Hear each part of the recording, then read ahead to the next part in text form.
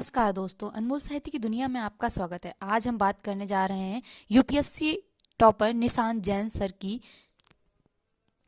जिनकी किताब रुक जाना नहीं के बारे में। गांव छोटे शहरों से मन में बड़ी उम्मीदें लिए बड़े शहरों का रुख करने वाले हिंदी पट्टी के लाखों युवाओं के मन में कुछ बड़ा कर दिखाने का सपना पल रहा होता है। ऐसे ही एक बड़ा सपना लिए निशांत जैन सर ने अपनी यूपीएससी की तैयारी को शुरू किया और अपने सपने को पूरा कर दिखाया। आज हम बात करने जा रहे हैं रुक जाना नहीं, जो उन्होंने ही इस किताब को लिखा है। उन्होंने इस किताब के माध्यम से बताया है कि हमें अपने संघर्ष के दिनों को छोड़ना नहीं है, आगे बढ़ते रहना है, रुकना नहीं है। एक न एक दिन आपको अपनी मंजिल अवश्य मिलेगी। रुक जाना नहीं किताब सफलता की राह पर बढ़ते जाने के प्रेरक मंत्र के साथ लिखी गई है। यह किताब तमाम सामाजिक, आर्थिक, शैक्षिक संघर्षों के बावजूद बिना थके अपनी राह बनाने वाले हिंदी मीडियम के लाखों युवाओं की हिम्मत को समर्पित है। कंपटीशन में सफलता की उम्मीद में अपनी किस्मत आजमाने की चाहत लिए छोटे छोटे शहरों की खाली बोर दोपहरों से झोला उठाकर चलने वाले युवा ऐसा क्या करें कि उनकी सफलता की संभावनाएं बढ़ जाएं। युवा अभ्यर्थी अपने व्यक्तित्व में ऐसे कौन से बदलाव या सुधार लाने की कोशिश करें कि उनके सपने साकार हो जाएं। इन्हीं प्रश्नों से जूझते युवाओं के कुछ सवालों के जवाब देने की कोशिश निशांत जैन सर ने की है, और बखूबी उन्होंने बहुत अच्छे तरीके से इस किताब में ईमानदारी के साथ सवालों के जवाब दिए हैं। बनी रहे जिंदा दिली। ऐसे तमाम जीवंत उदाहरण हैं जो लोगों ने अपने जीवन और जुनून से बड़ी चुनौतियों का सामना कर आगे की राह बनाई है। मैथिली शरण गुप्त जी कहते हैं, जितने कष्ट कंटकों में हैं जिनका जीवन सुमन खिला, गौरव गंथ उन्हें उतना ही यत्र तत्र सर्वत्र मिला। जिंदा दिली और जुनून का आलम यह होना चाहिए कि मुझे हर हाल में आगे बढ़ना है और अपना रास्ता ढूंढ निकालना है, खुद गढ़ना है।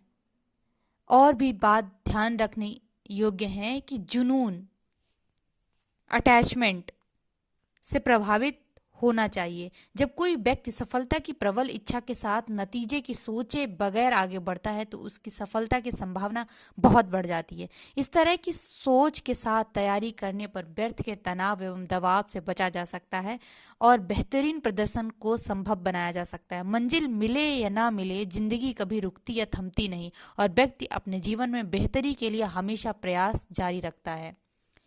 मन में विश्वास होना बहुत जरूरी है।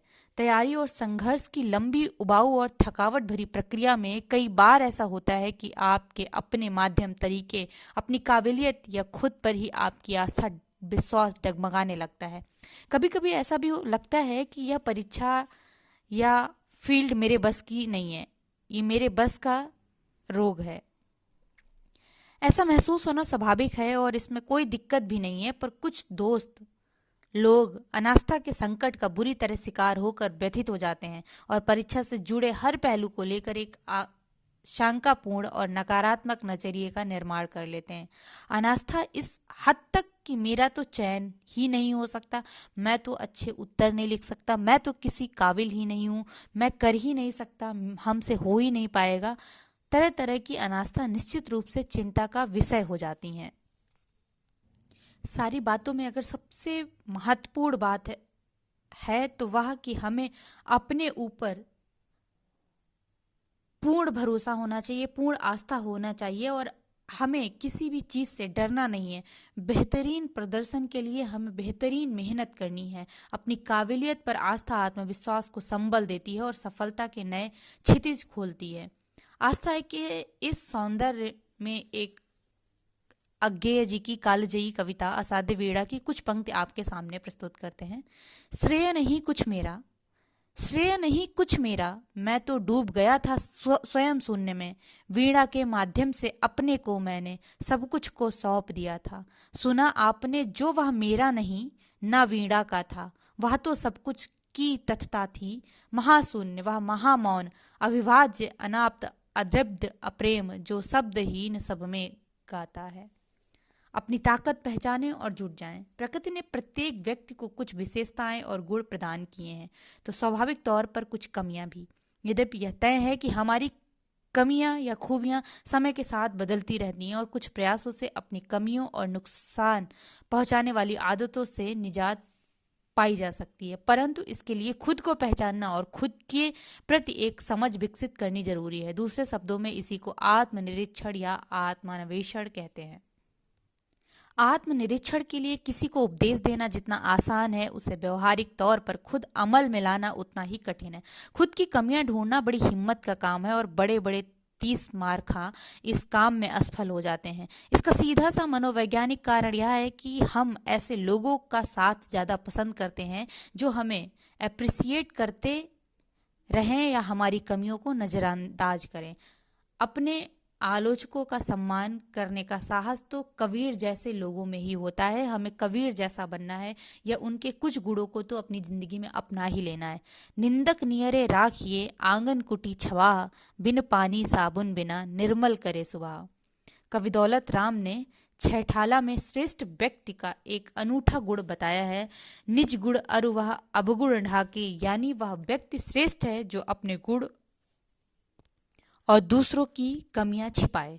शायर डॉक्टर नवाज देवबंदी ने लिखा है, जिससे खुद के भीतर के भी ऐब दिखाई देते हों, हमने ऐसा भी एक अपना चश्मा बनवा रखा है। इस तरह यह समझना अनिवार्य है कि हमारे व्यक्तित्व में खुद की ताकत और कमजोरियों को पहचानने का हुनर शामिल होना चाहिए। खास तौर पर यदि तैयारी की शुरुआती दौर में यह मालूम हो जाए तो अपनी विशेषताओं व गुणों को निखारा जा सकता है और कमियों पर होमवर्क करके उन्हें काफ़ी हद तक बेअसर किया जा सकता है। शानदार जबरदस्त जिंदाबाद। आपको एक कहानी सुनाते हैं। आपने बिहार के एक कर्मयोगी दशरथ मांझी की कहानी सुनी होगी। धुन के पक्के एक शख्स ने अपनी जिद से पहाड़ को चुनौती दी और अकेले दम पर पहाड़ पर छेनी हथौड़ा चलाकर राहगीरों के लिए रास्ता बना ही डाला। उन पर बनी film Manjhi the mountain man इस जज्बे को बखूबी बयां करती है। जब भी कोई निरंतर मेहनत में जुटे दशरथ मांझी की डिमोटिवेट करने या छेड़कर दशरथ मांझी को डिमोटिवेट करके या छेड़कर हालचाल पूछता है तो वह यही नारा लगाते हैं, शानदार जबरदस्त जिंदाबाद। शिव खेड़ा ने भी लिखा है, winner don't do the different things, they do the things differently. चीजों को अलग ढंग से करने वाले विजेता किस्म के लोग दरअसल जो रणनीति अपनाते हैं उनमें निरंतरता एक प्रमुख तत्व होता है। हमारे आपके बीच ऐसे तमाम लोग होते हैं जो शुरुआत तो बड़ी शानदार और महत्वाकांक्षी ढंग से करते हैं पर अपने उस जज्बे या चिंगारी को कायम नहीं रख पाते हैं। ऐसे भी तमाम लोगों से हम मिलते हैं जो रास्ते में छोटी छोटी परेशानियों में धैर्य खोकर ढेर हो जाते हैं या परिस्थितियों में मुंह मोड़ लेते हैं, अपने आप को जस्टिफाई करके बेदाग निकलने की कोशिश करने लगते हैं। हमें यह समझना होगा कि जीवन के तमाम क्षेत्रों और परीक्षाओं में सफल अभ्यर्थियों के ऐसे ढेरों किस्से हैं जिनमें निरंतरता प्रायः सफलता का एक अनिवार्य तत्व रहा है।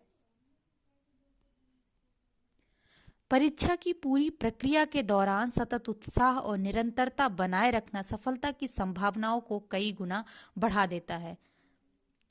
जब तक न सफल हो नींद चैन को त्यागो तुम, संघर्ष का मैदान छोड़कर मत भागो तुम। कुछ किए बिना ही जय जयकार नहीं होती, कोशिश करने वालों की कभी हार नहीं होती। हमें हमेशा सीखते रहना चाहिए। मनुष्य में एक ऐसा खास गुण है जो उसे बाकी प्राणियों से भिन्न बनाता है और जिस गुण के बल वह आज महाबली बन गया है वह गुण है सीखना, लर्निंग। यह इंसान की सीखने की भूल ही है जो उसे निरंतर नया आविष्कार करने, निरंतर आगे बढ़ने और कुछ नया सुधार करने के लिए प्रेरित करती है। जब हम बच्चा होते हैं बचपन में चीज़ें सीखना शुरू कर देते हैं और ज़बरदस्त प्रवृत्ति से सीखते हैं और वही हमारी ज़बरदस्त प्रवृत्ति आगे हमें कुछ बड़ा बनाती है और करने के लिए प्रेरित करती है और हम वो सारी चीज़ें सीख जाते हैं जो हम बड़े होने के बाद अपने जीवन में आजमाते हैं या करते हैं। जैसे बचपन से ही हम पढ़ना सीखना शुरू कर देते हैं और बड़े होते होते ही उस पढ़ने के तरीके को समझकर हम एग्ज़ाम देते हैं, सफल बनते हैं, चीज़ों को पढ़ते हैं और जानते हैं। हम जितना पढ़ते हैं पाते हैं कि उससे कहीं ज़्यादा हमने पढ़ा ही नहीं। दरअसल ज्ञान का सागर अथाह है, हमने इसकी कुछ बूंदें ही चखी हैं। सीखने का अदम्य ललक और लालसा किसी की भी राह आसान कर सकती है। छोटे से सीखने में संकोच बिल्कुल ना करें। आसपास के वातावरण, देश दुनिया में घट रही घटनाओं को ऑब्जर्व कर उनसे निरंतर सीखते रहें। सीखने का जज्बा परीक्षा में ही नहीं, उम्र भर मदद करता है। जीवन भर सीखने, लाइफ लॉन्ग लर्निंग और आत्मविश्वास, सेल्फ डेवलपमेंट का आधार तैयार करता है। कुछ लिख के सो, कुछ पढ़ के सो, तू जिस जगह जागा सवेरे, उस जगह से बढ़ के सो, उस जगह से बढ़ के सो। धन्यवाद।